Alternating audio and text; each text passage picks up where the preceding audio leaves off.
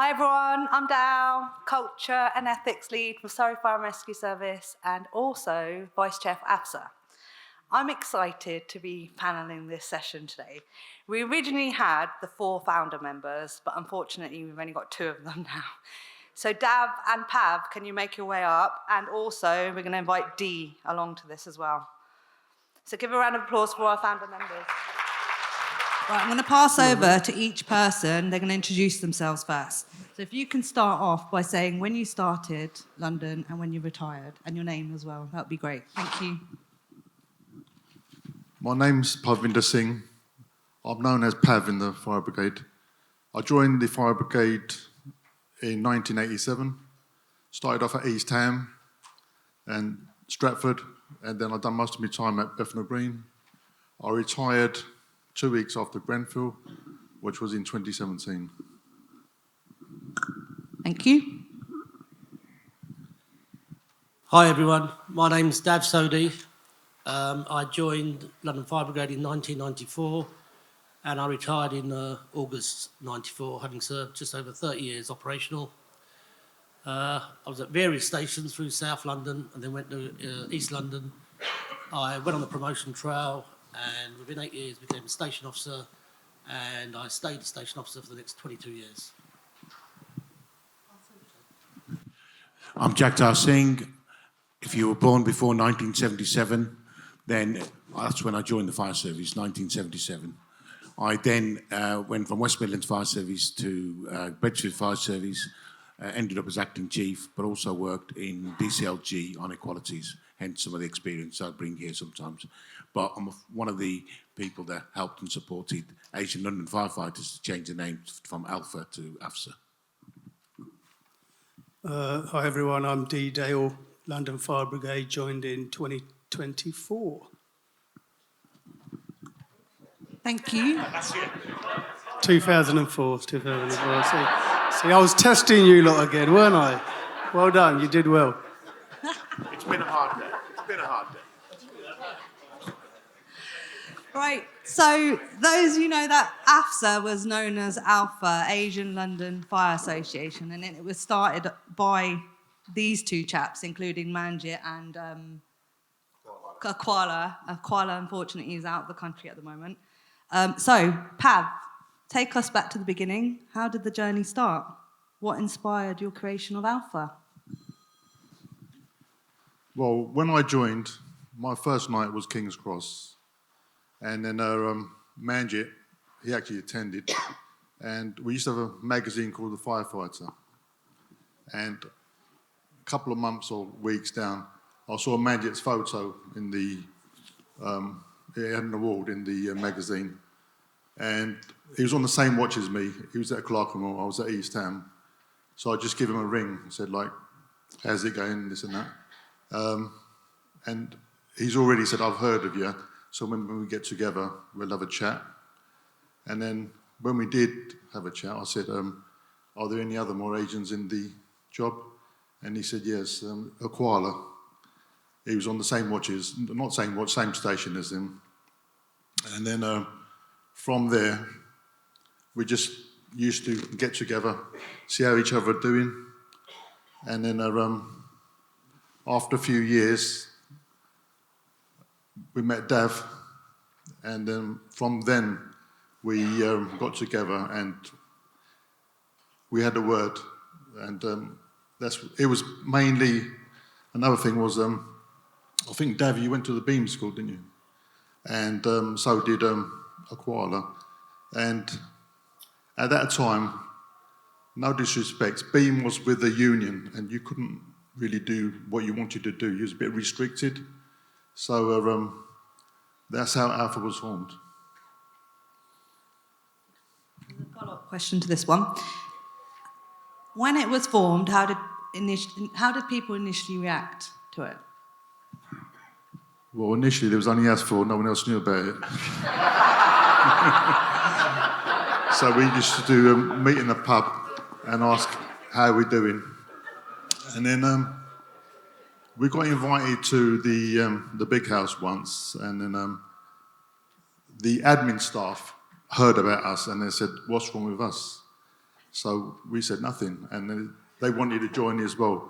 And then that's when we changed the name from Alpha to AFSA, because they're a bit more professional. They know how to do all the admin. And once they got involved, it became AFSA. Which leads me on to the next question, and I'm going to bring Jagtar in now. So Jagtar, you weren't a founder member, but you have taken AFSA to the next level.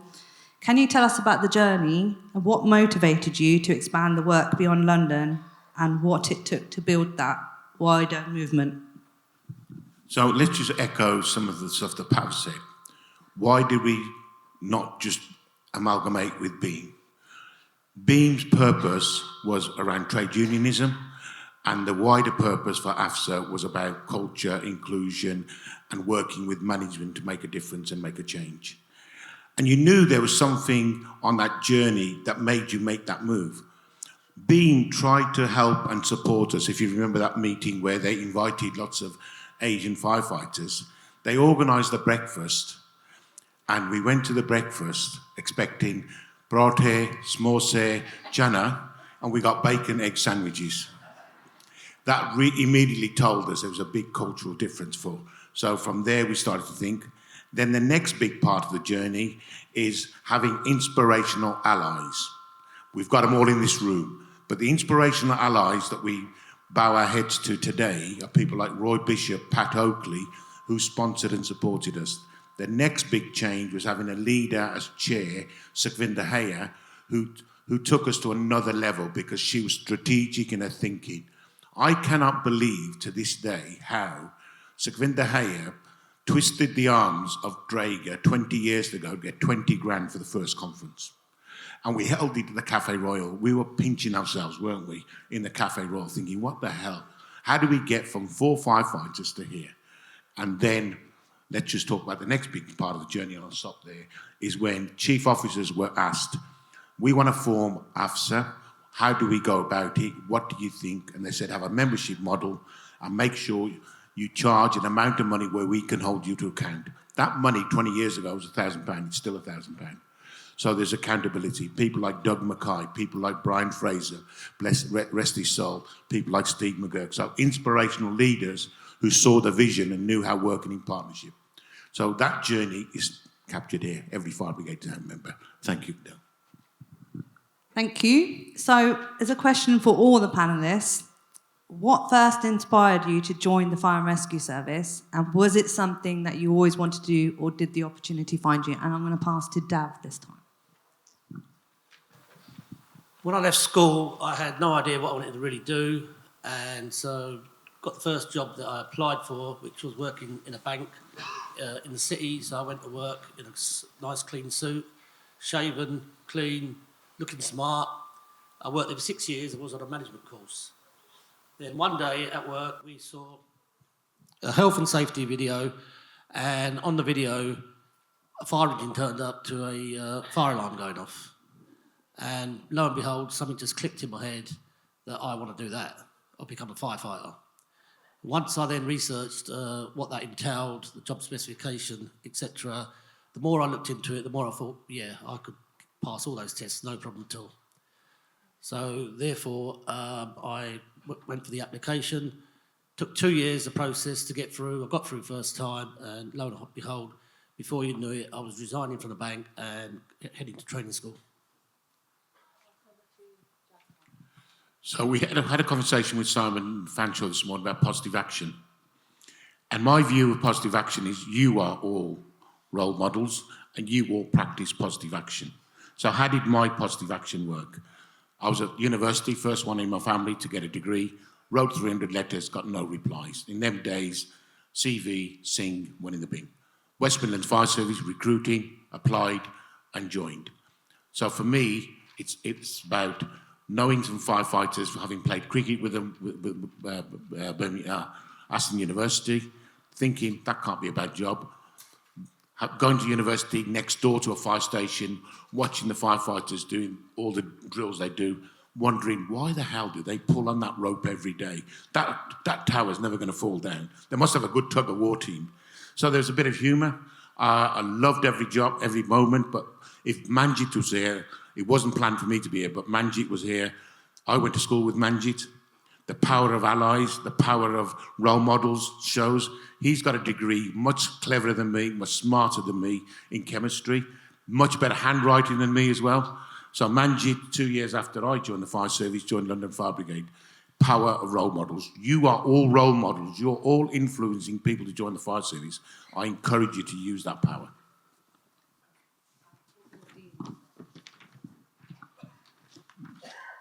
Right, I left school with a few CSCs, and then, I didn't know what to do. But one of my friends, he joined the college, he wanted to be a mechanic, so I'd done 3 years as a diploma in automobile engineering management. After that, I got a job as helping this man out. He had a workshop, and my dad got me the job. I worked there 3 weeks, he didn't pay me. Right, and then I said, Uncle, can I have some money? He said, what for? He said, you're getting work experience. Then I went home, I said to my dad, I said, you had a word with this chap, didn't you organise it? And he said, I thought he was going to give you money. So the last straw was, on this particular day, I got an engine, stripped it, put it back together, and then we had to spray a car, and literally it was midnight. So next morning, I didn't go in, and the phone was ringing, he goes, where are you? I said, I'm in bed. So he said, you're not coming in? I said, no. And he offered me loads of money in there. I said, no. Then I joined the post office. And no disrespect to postman, lovely job, but I treated it as, you know when you load donkeys with bricks at one end and you unload them with the other end? That's how I thought it when you was young, and you're thinking, if anyone can read and write, you can join the post office. So I was in the canteen one day, saw one of the national newspapers, and in them days it was like, do you want to be a fireman? And I flicked through it, then I thought, nothing of it, just sent it, and then before you know it, they called me interviews, tests, and before you know it, they said, right, you start training school and saying so. But at this time, I just got married and my wife was pregnant, and then the family's going, why are you leaving the post office? It's a secure job. And in them days, we used to wear shirt, tie, with a cap on in the post office, and they said it's very smart. And then it was a bit of a, I had to explain to them, I said, look, if I don't get in the fire brigade, I can always come back to the post office. Anyway, once I joined the post office, you know what Asian parents are like? They're so proud that they tell everyone, no, Pav's a fire officer. And I said, Dad, don't say that, I'm not a fire officer, I've just joined the fire brigade. And that's how I got in.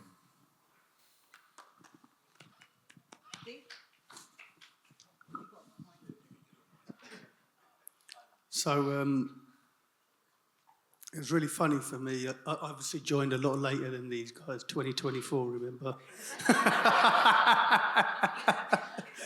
No, so in 1998, I was at the pub on my motorbike, and one of my friends was there, and I weren't particularly happy in my job, and I was moaning about it on the table with a pint, and I never knew what he did.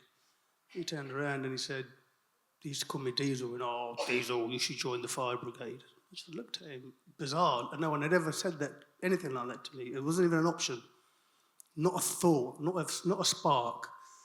I just said, Mick, you're having a laugh, mate. Me and the fire brigade. In them days, again, this was, you know, an old school firefighter. He's gone, oh, you'll be a great fireman. I dismissed it, literally threw it in the bin, said no. But 2000, 2001, I was cruising around Kensington, Kiss FM, Do You Want to Be a Firefighter came up on the radio station. It's an urban radio station. And I thought, actually, I applied. I was still in the same job, still miserable. So I thought, let's apply. And I'm here today because of that. That's the reason. And to be fair, when I got into fire station, I loved training. I thought it was great. As soon as I got to my fire station, I thought I was at home. You know, nearly 22 years later, I'm sitting here talking to you, so it says a lot. Thank you. You see, there's a theme here, the pub. heard that a couple of times. Okay, so this is around highlights this time. So looking back over your career, what's one highlight or proud moment that really stands out for you? Something that still makes you smile, think, I was part of something important. I'm going to pass over to Pav. There's quite a few moments, but I'm just going to talk about AFSA, the challenges we had. At first, we used to go quite a lot of outreach and same old questions. Why don't Asians join the fire brigade? And with us, it's the culture, because if you talk to every parent, they always want you to be a lawyer, doctor, accountant, and they never look at being the fire brigade.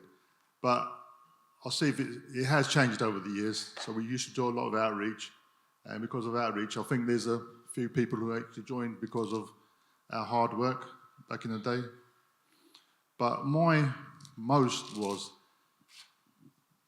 in them days, if you had a community, I'm going to give you an example of what we've done. So at Southall, right, there's a big Sikh community. So we went to Southall, and they used to shut the doors, especially on a big day like Vaisakhi or Guru Nanak's birthday. And the whole of Southall would be celebrating, giving out free food and everything, and the fire brigade would shut the doors. So we decided to go to Southall, and we knocked on the door, and they said, "Who are you?" Right? So we explained who we are, but we've already worked with the chief. They didn't know, so he said, basically, get lost. So I said, "Can I just use your phone?" So I phoned the chief. He give it to him, and he said, "Oh, come in." So basically, they was ignorant. They didn't know what the community was about. So what we done was we gave them a talk about Sikhism, what we're about and whatnot, and told them, engage with the community. So that was one of me highlights. Same question for Dav.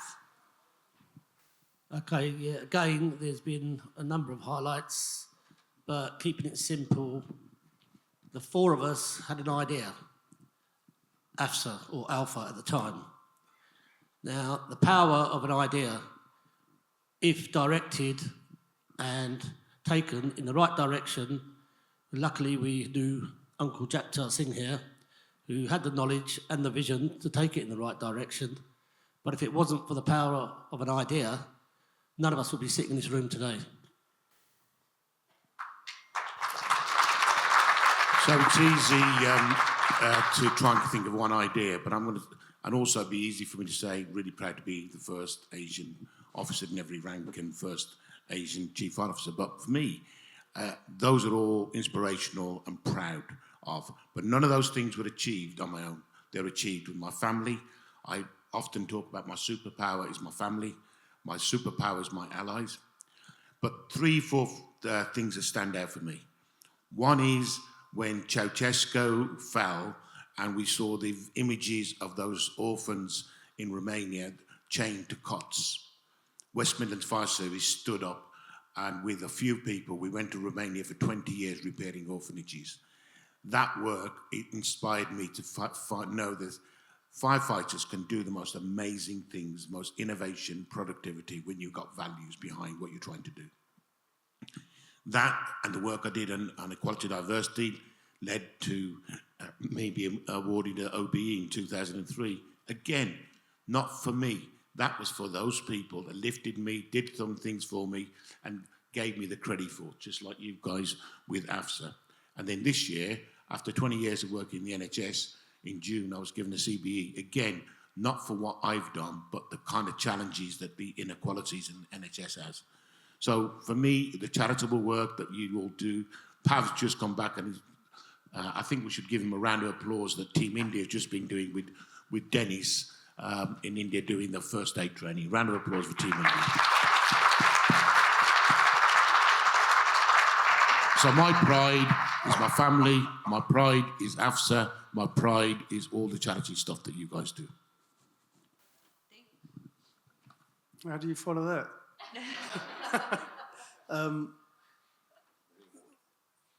That's yours, Maria's yours. I think in 2004, me and Manny, where are you, Manny? We were mooching around in the garages at Southwark, and somehow Pav and Mange managed to find us and recruit us to AFSA.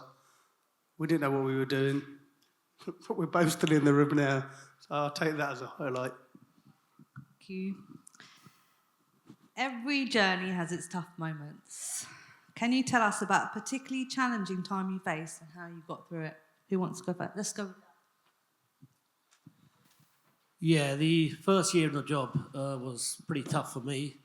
Back in '94, the culture was very different from what it is today. There have been massive changes. More changes need to take place.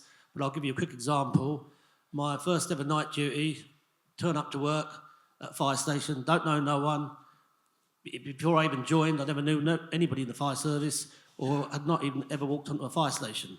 So I go on duty on nights, do what I'm supposed to do. We're sitting around the mess table, the whole watch, including the station officer, the sub-officer, and the leading hand. And once the guy sitting next to me has finished his dinner, he decided to get his plate, gravy, carrots, whatever's left on it, and put it all over my chest. Now, well, a bit of a shock for me, but I don't take that from anybody.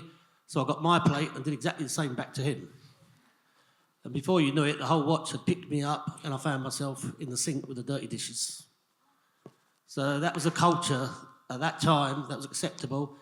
The station officer, sub-officer just laughed, thought, yeah, he'll soon learn, he'll fit in. It didn't really stop there at that time. It was quite normal in November, this sort of time of year, when it's freezing cold outside, just to throw a bucket of cold water over you for no reason at all. So yeah, the first year was pretty tough. I used to come home and my parents couldn't really figure out why I had 3-4 sets of clothes all wet every single week. But obviously I wasn't going to tell them. I was going through a bit of a tough time at that point. There were comments like, oh, if you can't take the heat, get out of the kitchen. Wow, just made me stronger. Thought, yeah, I'll get through this. If I've got to move on, I'll move on. But to be honest with you, after the first year, once your probation was over, you seemed to be accepted and it kind of all stopped. And then they was all waiting for the next trainee, and then pressure was put on me that when the next trainee comes, you've got to do the same to him, otherwise we'll throw water over you again. That's the sort of culture that it was. But gladly and for good reasons, it's changing. The culture has changed massively under Andy Rowe and Jonathan Smith. Although I'm no longer in the fire brigade, it certainly is going in the right direction. Yeah, I've had quite a few moments I'll share with you. When I joined, yeah, it was a culture difference. They used to, like, in them days, the escape's gone and the hook ladders are gone. So you used to get remarks like, you're only in the job because the standards are lowered. And then I used to say, what's your excuse then? And you just had to answer them back. And you had to be better. You had to make sure, like you knew you pumps and pumping, knots and line, everything. So they couldn't fault you. That was the main thing. Once they see you on the job, you're all right. But you had to fit in them days. And then I'm going to talk about a couple other things. And we had a job in Whitechapel, Bethnal Green. 2 firemen died, and it was a basement job. I was in there a couple of crews before, and then they went and it flashed over. So these things live with you, and God bless their souls, you know, but it could have been any of us. And then to keep the memory, I used to organise a football match between Bethnal Green and Whitechapel, and they still do it to this day. It's just in their memory, Bill Faust and Adamir. And then the last job I had was actually Grenfell, and I was standing by Islington on that night, and they put me in the fire rescue unit for a quiet night. It's probably the busiest night I've ever had. So I don't know if you know London, you go to Marylebone flyover and you could see it. It's about 2:30 in the morning, and it's in flames. So at that time you're thinking it's got to be derelict, it can't be. But as you got closer, you see all the commotion, the ambulance, fire brigade, police, and then they wanted EDBA sets on. For those who don't know, that's the breathing apparatus sets that last longer than the normal ones. So we went in there, and debris was falling. The police had to escort us with riot shields. And I'm thinking, I've got 2 weeks to retire. Do I really need this? Right, and then, to share you my feelings, I was thinking of Twin Towers. I'm thinking it might collapse or whatever. But then you just got to take a deep breath and go in there. But as we was going there, someone's jumped out and hit the policeman on his arm. But we couldn't stop, and we carried on. And I remember Pat Goldbaum was there, and he goes, "Pat, what are you doing there? You got 2 weeks to retire." And I said, "Oh, they put me in the FIU for a quiet night, Gov." And then we just, they told us to go to the 11th floor. We done our search, come back out. There's people still coming down and everything. But what made my heart sink was when we took the breathing apparatus off and you looked at the building, there's people with phones, torches, and the smoke when it diminishes. They're the feelings, because I couldn't do enough for them. So I've had a great career. We've had laughs and jokes, and on the other hand, you've got to deal with tragic stuff.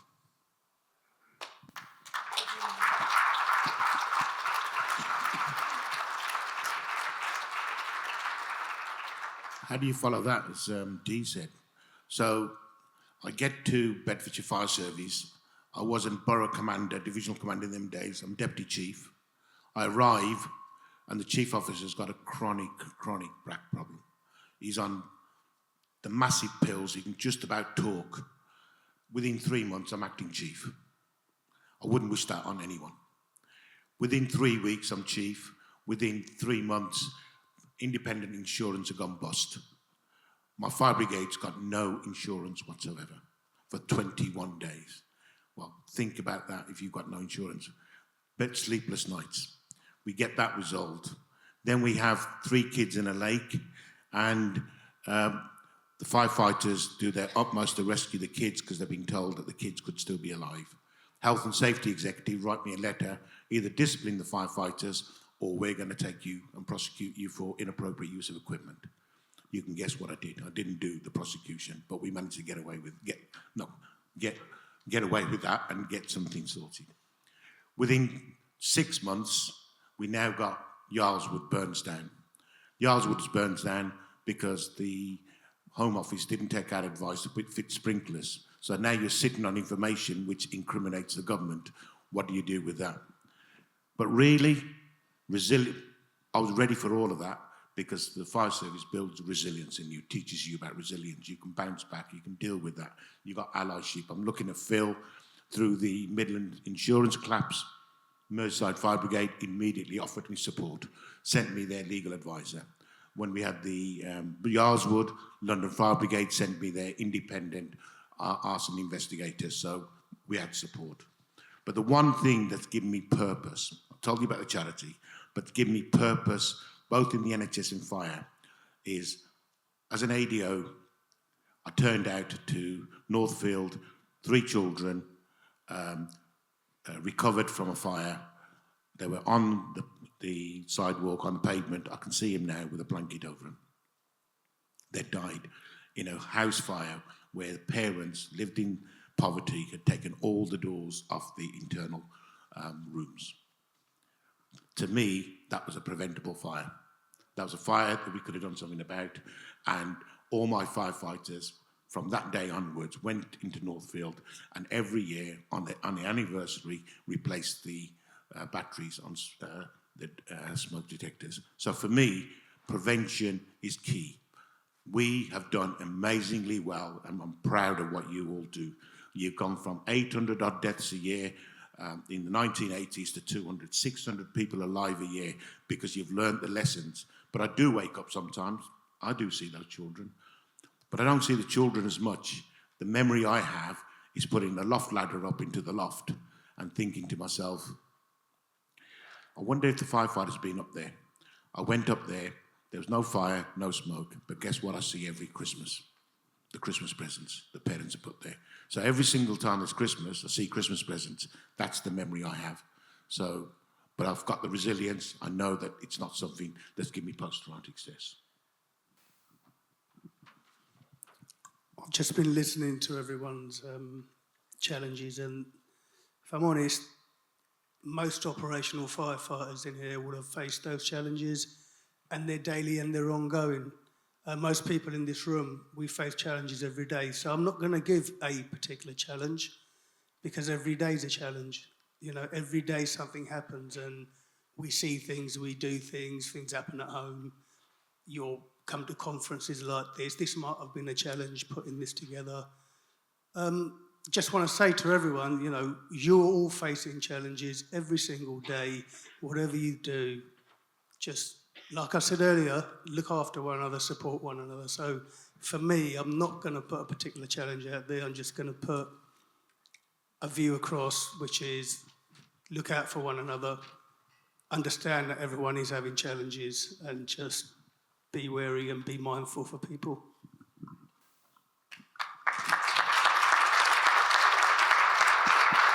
I'm conscious of time, so I'm going to skip to a question. If you could go back and give your younger self one piece of advice on your very first day in the job, what would it be? Very hard question. I'd say expect the unexpected and just take every day as it comes. Dad? Yeah, similar to that. Every day is different. You go through quiet periods, you go through busy periods, as you all know, those operations that serve.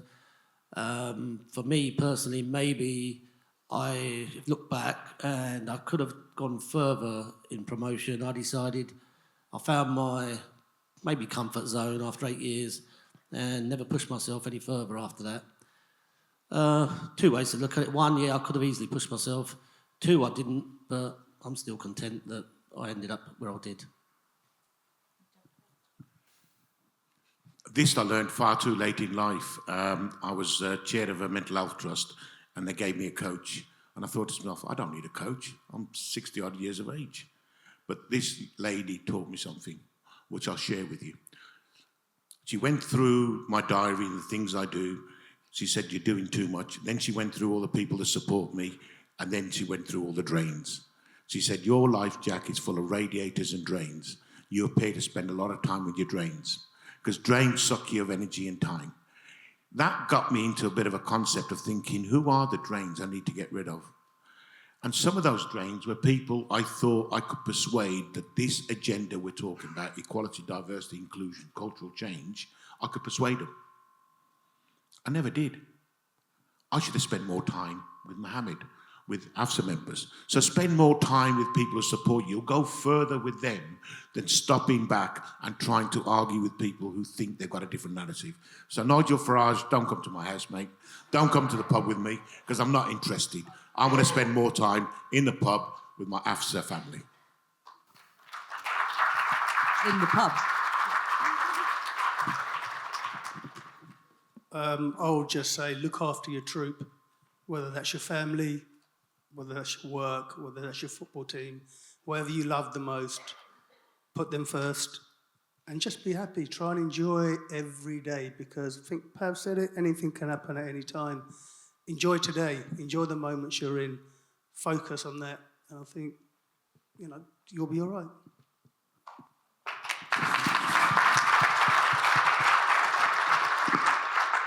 Dee, so this is the last question from me, and then we'll move. Have we got time to open up to the floor?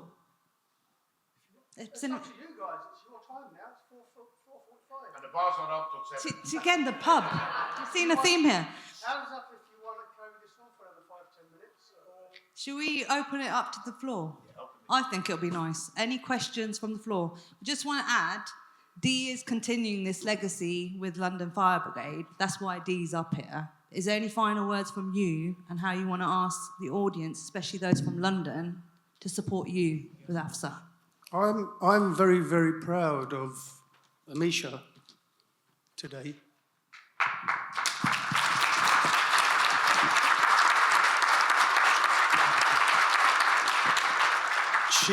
She didn't want to come up here, but she did. It took her courage to stand up there and do that, and we delayed her with our off-piece script. And I'm very, very proud of you, and I think you was great. And to be fair, going forward, after I go, it's people like yourselves who are going to be the legacy, should you choose to do it. You'll always be it, should you choose to do it. Everyone in this room, definitely from London Fire Brigade, you're members as far as I'm concerned, so help us support you and support the organisation and support our staff and bring equity to our community in London. Do it, be it. You're here now, so I'll put the floor to you guys. So any questions, just put your hands up. And Hiya, my name's Katie. I'm from Gloucestershire Fire and Rescue. Just firstly, I wanted to say thank you for a really wonderful day. You've had some amazing speakers. But the question I wanted to pose to the panel, maybe to lift us all back up a little bit, is what's, as the AFSA group, what's your biggest successes to date? The ones that you're most proud of? Well, look here today. We never visioned this when we was four of us just asking. So this is the ultimate vision, basically. Yeah. So thank you everyone for coming. And I know it's under the Asian, right? But as you can see, everyone's welcome. It's just everything we do, right, is for equality. Everyone is inclusive, basically. So, you know, all those under the Asian umbrella, you're all welcome. I'll keep it short. You've answered the question about pride of people in the room. You'll see tonight the awards. Be proud of all those awards that people are getting. They're not about giving people gongs. They're about appreciating and sharing good practice. Steal those ideas. Borrow those with pride. Over there, you've got the tools. So many tools we produce, so many events we do where you can get an inclusive approach to multi-faith, an inclusive approach to chaplaincy. So we're here to service you and give you what you want back. So AFSA, I've not used the word Asian Fire Service Association, I don't think, but AFSA stands for Inclusive Network. We will disappear the word Asian Fire Service Association. AFSA is who we are. That's our brand. We are Marathon, not Snickers. So let's not go changing the name, but make sure we're clear about purpose. That's what we're about, the clarity of our purpose. Yeah, it's not actually a question. I just wanted to answer the question from up there. It was about the successes of AFSA, and I just want to give a current success. Before I actually got involved with AFSA, I'd go to work and do my pensions job. I wasn't a public speaker. I was too shy. I had no confidence. Last year, I met Jagtar and the whole team. Now I'm talking to you here. I have confidence. I have recently organised the South Asian Heritage Month, which was very, very successful. I've got whole of West Midlands as well, supporting me as well. So I just wanted to say that's a real big success that I've felt and our organisation has felt as well. Thank you, AFSA.